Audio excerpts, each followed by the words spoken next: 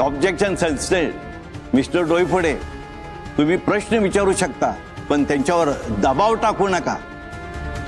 तुमच्या स्टेटमेंटसाठी काय पुरावा आहे तुमच्याकडे? येस माय लॉर्ड, ऑफकोर्स आहे. माझ्या विधानाला सपोर्ट करणारे आणि सावी मुजुमदार हे किती खोटं बोलतायत हे सिद्ध करणारे सगळे पुरावे माझ्याकडे आहेत. आणि माय लॉर्ड, हा लक्षात घेण्यासारखा मुद्दा आहे की त्या दिवशी माझे अशील अंगद निमकर यांनी सावी मुजुमदार यांना बोलावलेलं नव्हतं, तर सावी मुजुमदार यांनी माझे अशील अंगद निमकर यांना हॉटेलमध्ये भेटायला बोलावलेलं होतं. नाही नाही, हे खोटं आहे जज साहेब. मी नव्हतं बोलवलं. अंगदने स्वतः मला फोन करून बोलवलेलं आणि म्हणून मी. वा वा वा माय लॉर्ड, वा. म्हणजे मी इथे ओरडून सांगतोय की माझ्याकडे सगळे पुरावे आहेत, तरी सुद्धा सफाईदारपणे खोटं बोलतायत त्या. त्यांच्या खोटं बोलण्याच्या स्किलचं कौतुक करायला पाहिजे. वा वा.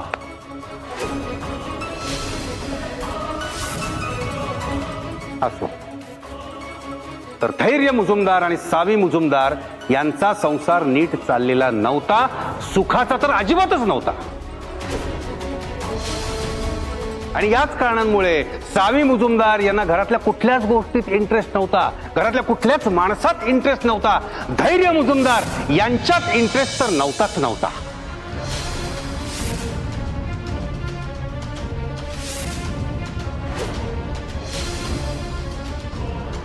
आणि म्हणूनच घरात संक्रांतीचा सण असताना, हळदी कुंकवाचा कार्यक्रम असताना त्यांनी माझे अशील अंगद निमकर यांना भेटण्यासाठी हॉटेलमध्ये बोलावलं.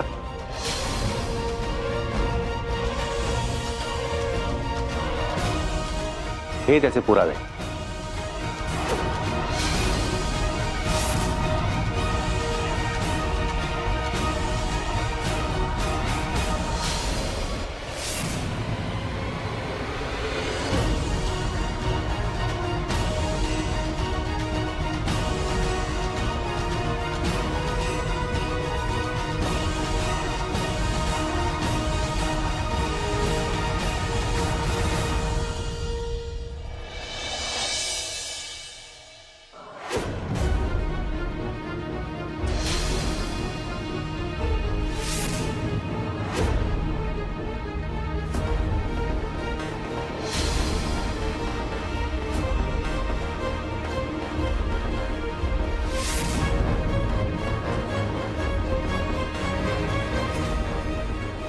माय लॉर्ड, जर काय आवश्यकता असेल तर हे सगळे मेसेजेस मी कोर्टामध्ये वाचून दाखवू शकतो.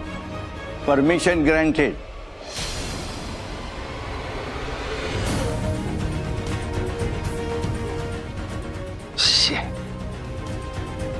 हे सगळे मेसेज उघडपणे वाचून दाखवायची मला खरंच माय लॉर्ड खूप खूप लाज वाटते, खूप शरम वाटते, पण काय करणार?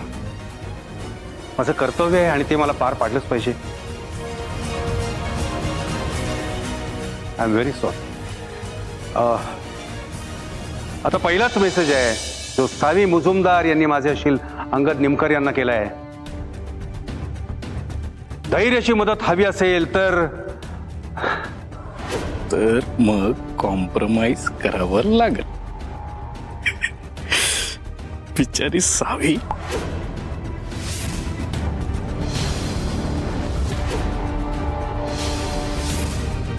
आणि याच्यानंतर माझे अशील अंगद निमकर त्यांना काय म्हणतायत? मॅडम, मी पैशासाठी काहीही करायला तयार आहे. मला खरंच पैशांची खूप गरज आहे. त्यावर सावी मुजुमदार यांनी माझे अशील अंगद निमकर यांना परत मेसेज केलाय. ठीक आहे, मग मी सांगते त्या पत्त्यावर पोच. तिथे पुढचे डिटेल्स मिळतील.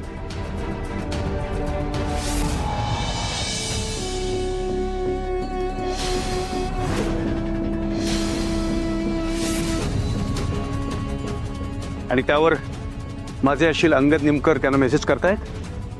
चालेल, पण मॅडम मला पैशांची खरंच खूप गरज आहे. आणि त्यावर सावी मुजुमदार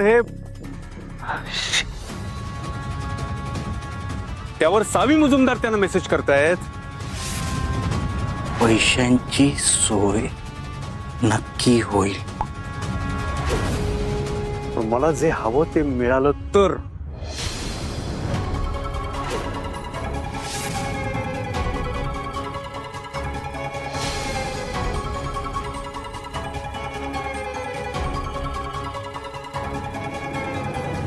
परमेश्वरा,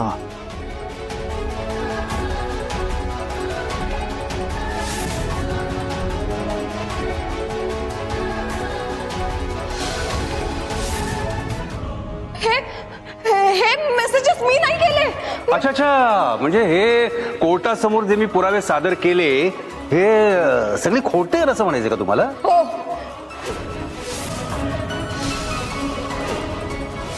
खोटे हे सगळं. हे सगळे पुरावे खोटे आहेत. कसं आहे ना सावी मॅडम, हे सगळे मेसेजेस तुमच्या फोनवरून सेंड केले गेलेले आहेत.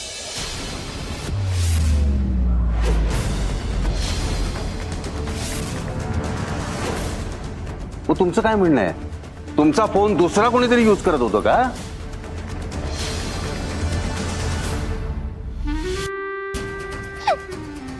माझा फोन मीच वापरते, दुसरा कुणी नाही वापरत.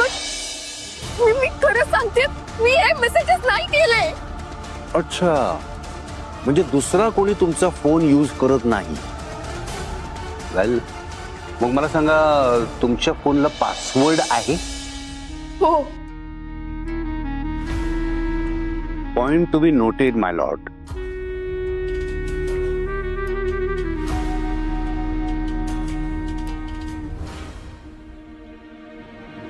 सावी मुजुमदार, म्हणजे तुम्हाला असं म्हणायचंय का की तुमचा फोन दुसऱ्या कोणीतरी घेऊन तुम्हाला माहित असलेला पासवर्ड टाकून त्याच्यावरून माझे अशील अंगद निमकर यांच्या फोनवर त्यानं मेसेज पाठवले म्हणून?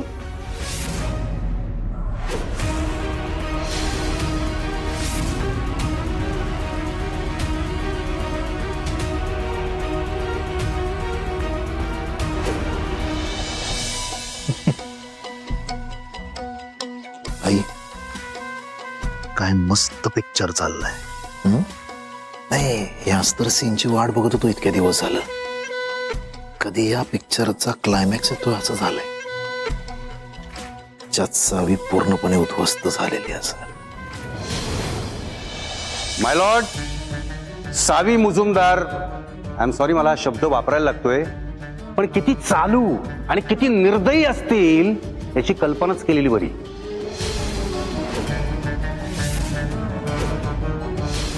कारण हे सगळं करण्यासाठी त्यांनी दिवसही कुठला निवडला तर संक्रांतीचा.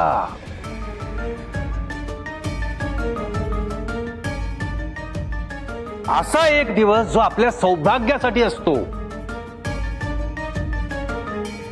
हळद कुंकू लावून सवासणं असणं साजरं करण्याचा असतो. आणि अशा या दिवशी त्यांनी आपल्या पतीला धोका दिला.